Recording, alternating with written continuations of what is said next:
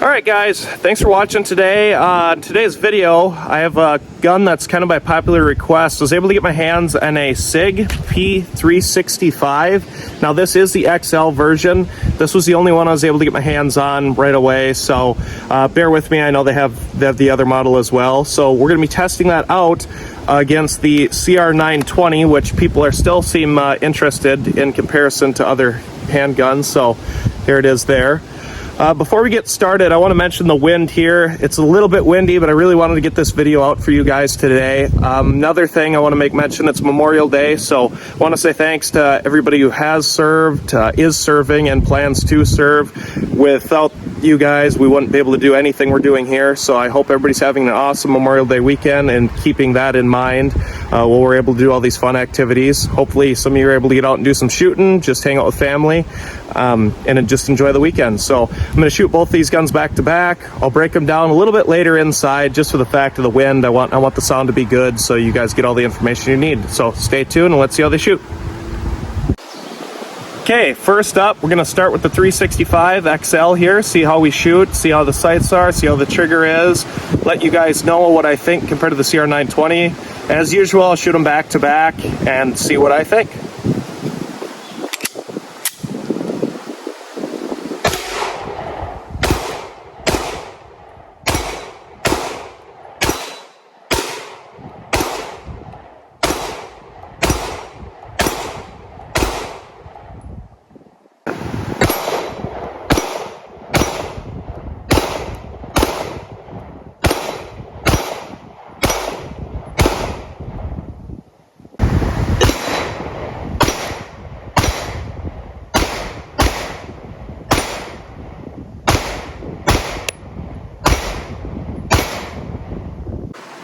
Okay, next up is the cr920. Let's see how this stacks up in comparison to the 365.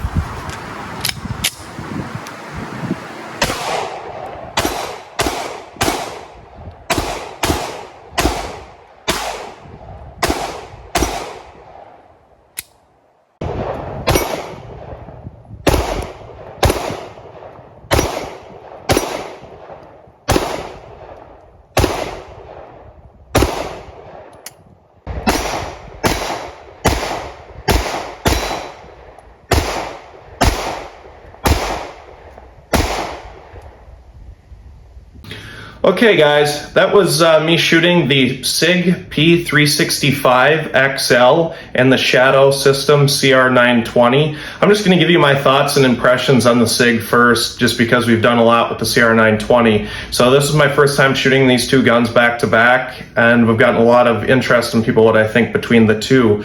So right away with the Sig here, I really enjoyed shooting it. It actually shot really flat, and I enjoyed that a lot. The sights I like a lot as well. So they're not fully blacked out. They do have the two red in the rear, which for me isn't really distracting at all. Now this one here is optics ready as well. It also has an accessory rail down here at the bottom. Capacity wise, this is a 12+1 magazine, double stack. And weight wise, so it is a little bit heavier, but it doesn't feel too heavy for carry wise. So this one comes in at about 20.7 ounces.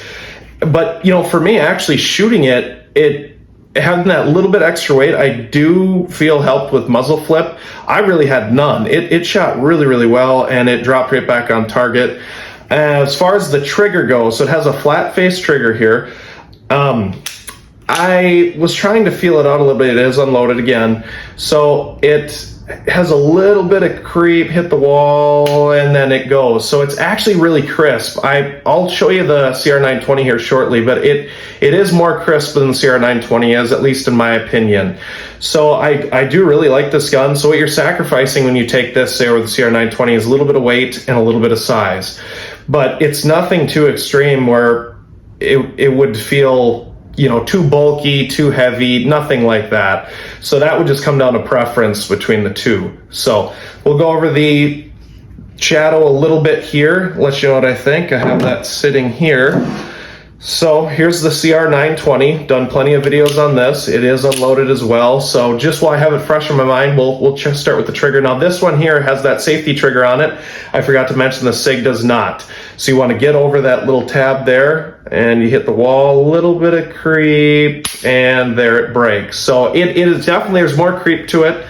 And I know what people are saying about that gritty feel about the trigger on these shadows, and a lot of people I know have reached out to Shadow and made mention of it. I haven't really noticed too much of it, and again, I've said this before, I'm not a big snob, especially on a conceal and carry gun, but my trigger, I have not had any issues with it, anything noticeable.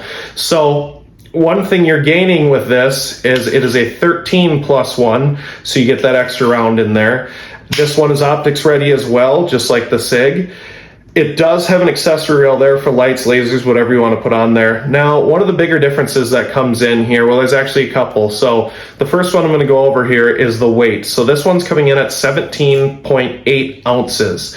So that's what they claim on the website, and it is noticeable. It's not, but it isn't noticeable to a fault. Whereas, like I was saying about the Sig, it's not too bulky, not too heavy, nothing like that. As again, as I mentioned, it almost helps with muzzle flip, but the cr920, I've said this before, does not have any muzzle flip really, at least in my opinion.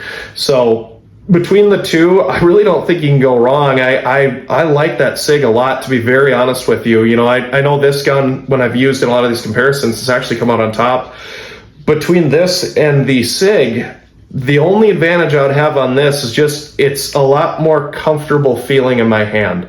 Something about it makes it feel full size, like their MR line, and I really enjoy that. Not that the Sig feels small or anything, because actually it's a little bit bigger, but I just for some reason this feels better. But that Sig, I just feel like I could be on target so quickly. So between the two, I like them both. This was one of the tougher comparisons I've done. So last thing we'll go over is the MSRP on these. So a lot of people have been asking, you know, where did I get the cr920, or, you know, I found it for this price, or I found it for that price. You're going to find it for all sorts of different prices. So these are starting at $679. I just looked at one today online. So now with the Sig, that's about $599. So it is a better price, and I honestly think between the two, this would need a little more money. It's not a lot, but if you're looking to save, say, close to $100, that Sig is a great option. I mean, they're really solid. Sig's known for a lot of good reliability. It's a great gun to carry, great gun to shoot. So that's one thing you want to keep in mind, guys, when you're picking out a conceal and carry gun. You want it to be something that you enjoy shooting, so you're proficient with it. It's not going to do you a lot of good if you have to use it and you hardly ever shoot the thing. So between these two, they're both excellent options to carry. And so luckily I had a buddy lend me this for the week to get the review out to you guys, because I know a lot of people had questions, and like I said before, I was only able to get my hands on the XL.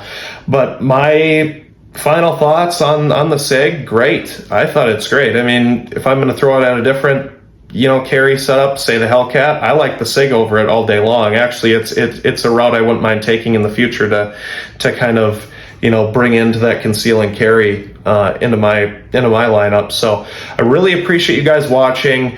Again, this took a little bit longer because I had to track one down, and I can't go out and buy every gun. And I do have others. I just want to get the content out that you guys want to see. So let me know again in the comments. Please subscribe. I really appreciate all the support. You know, the channel's growing slowly but surely, and that makes it just a lot more motivating to get out here and do reviews for you. And I know I'm still plenty new to this. I hope to keep improving the channel, improving the quality, improving the editing, and get my hands on more firearms that you guys want to see. So I appreciate everything. Thanks for watching, and I hope you have a great Memorial weekend.